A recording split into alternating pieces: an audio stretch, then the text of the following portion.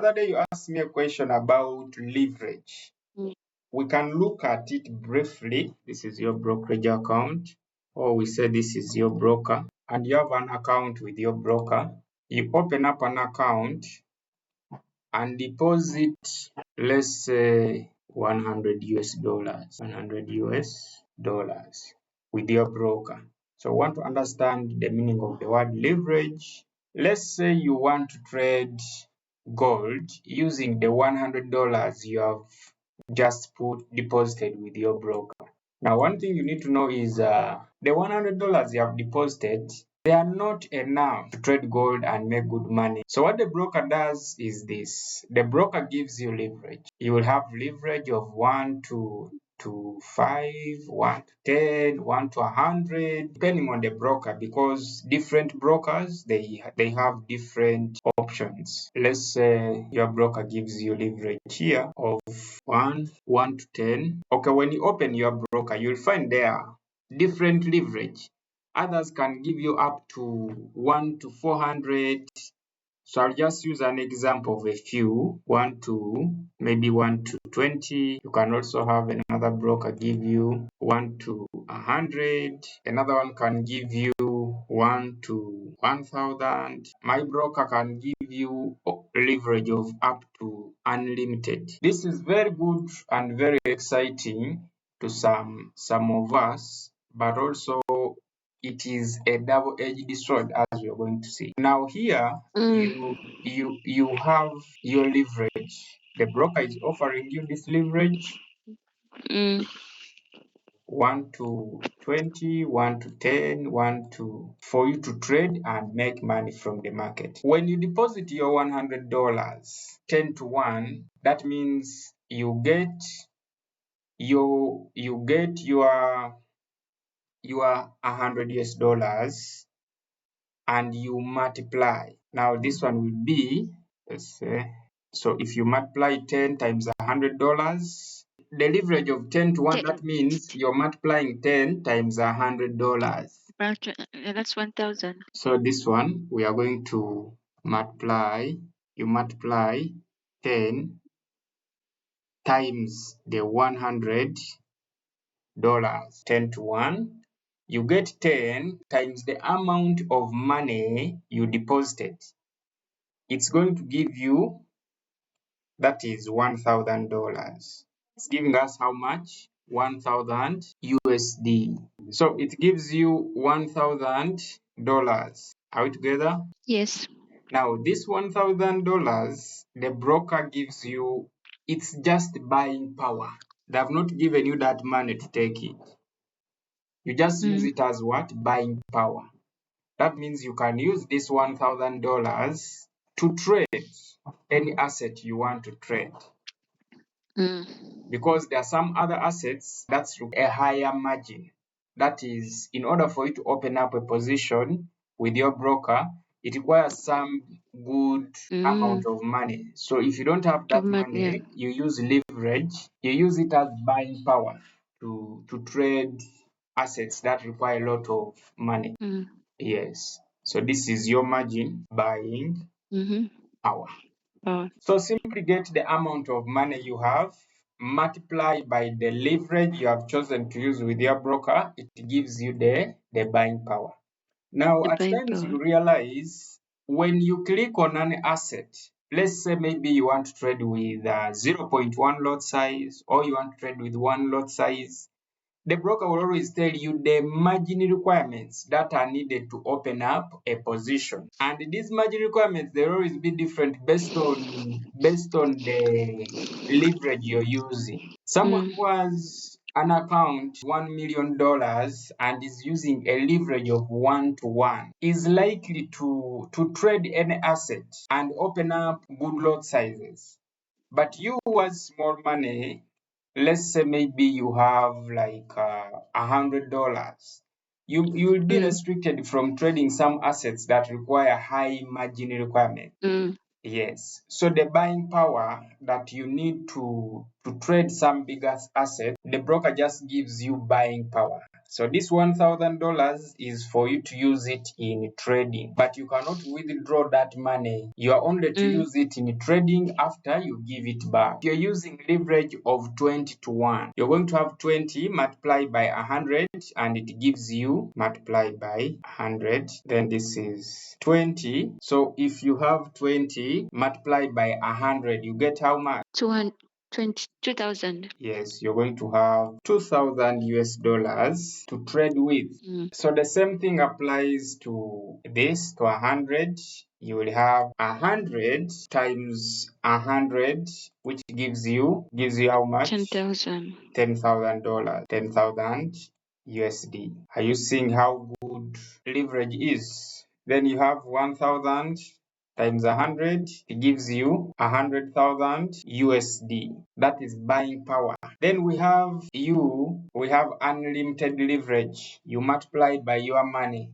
You can trade with any amount of money you want. My broker does offer unlimited leverage, but this unlimited leverage, if you don't know what to do, it is a double-edged sword. That's why you see most countries, you will find that their highest leverage is 1 to 400, because this leverage, it can be very dangerous to a trader. Unlimited leverage, you can trade with any amount of money. So we have leverage and buying power. 10 to 1 gives you $1,000. 20 to 1 gives you $2,000. 100 to 1 gives you $10,000.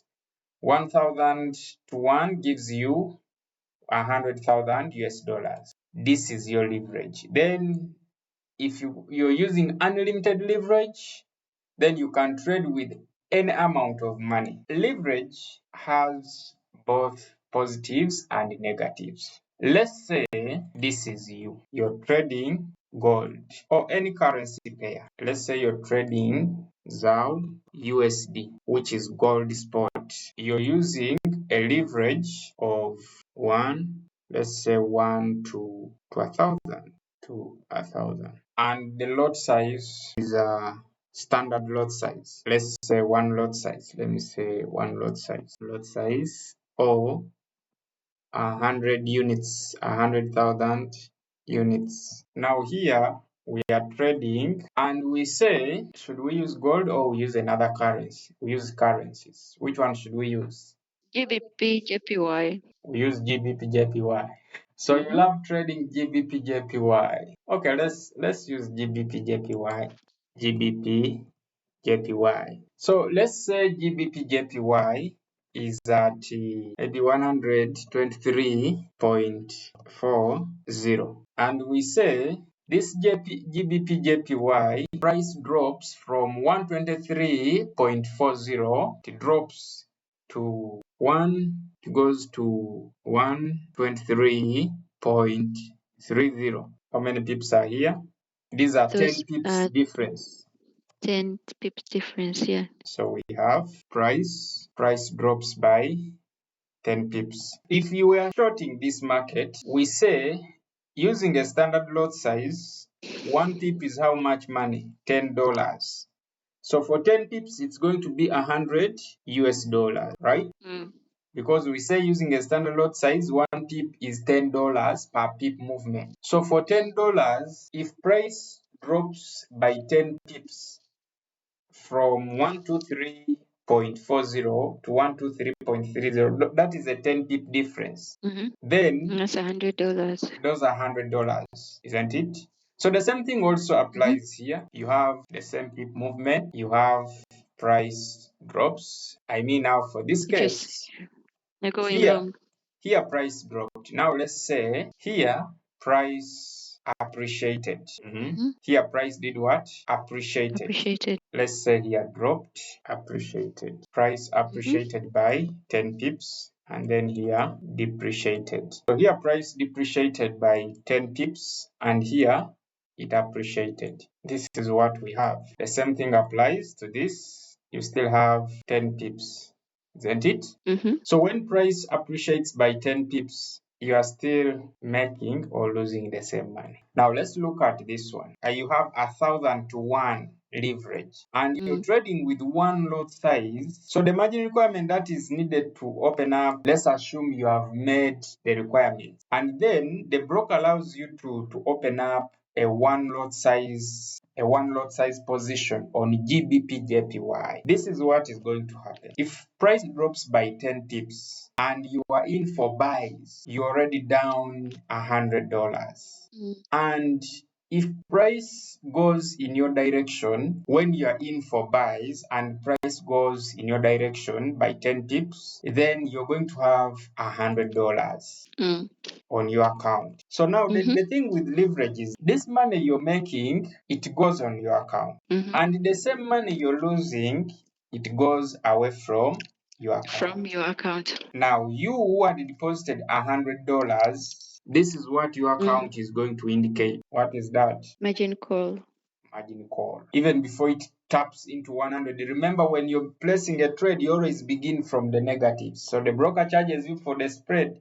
So that means by the time price comes into 7 pips, 8 pips, you're already on margin call. And once it comes up to 10 pips, you are out. 10 pips. You are out because you traded with full margin. You went in full margin with all the $100. Are you seeing the difference? Yes.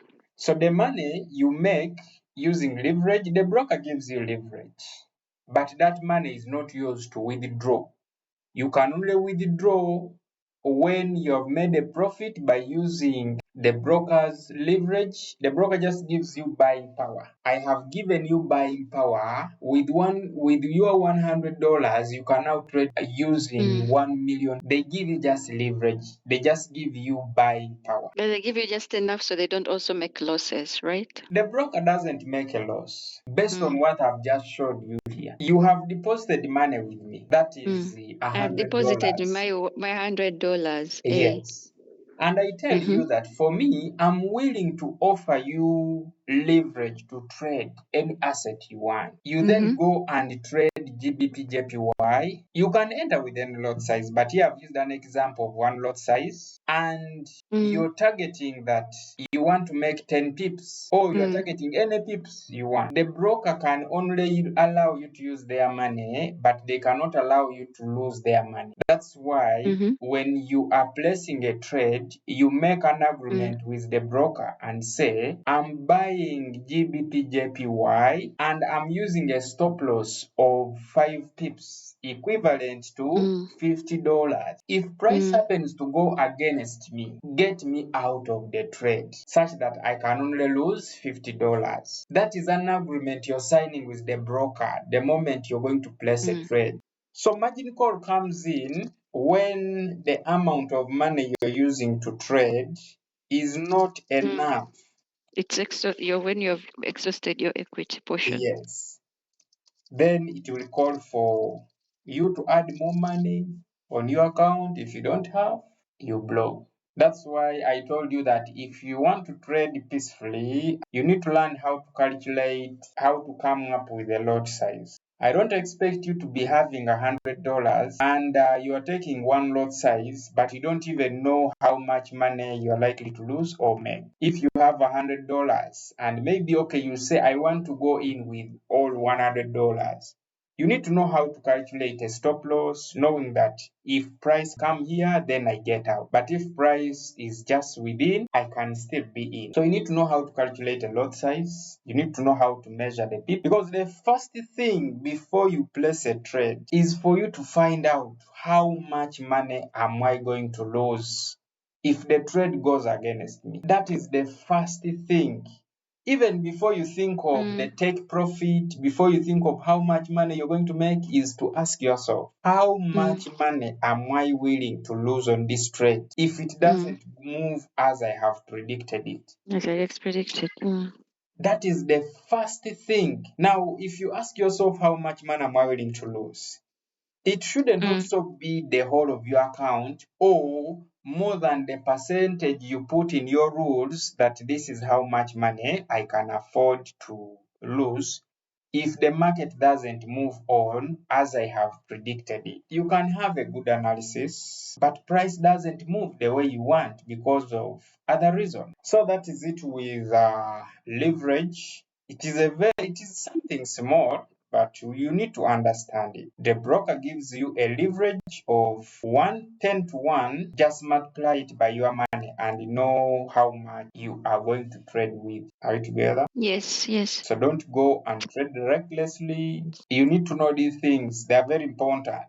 They are as important as you knowing a strategy, because you need to know how much money you're willing to trade with. If you have your $10,000, don't just put in 100 lots when you don't know 100 lots. There are very many people who normally say, I have put my money on my account, but I don't know how the money disappeared. Especially beginners. Someone just tells you, I've deposited money on my account, the money has disappeared. I don't know. Because some people just see about trading maybe from watching YouTube. Someone doesn't even know what a lot size is. Someone doesn't know what margin is. Someone doesn't know even what a pip is.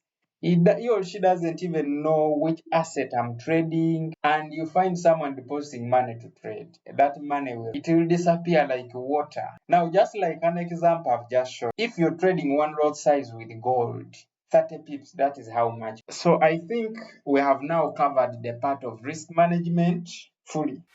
This the highest price and the lowest price. I'm sure you remember how to put those ones.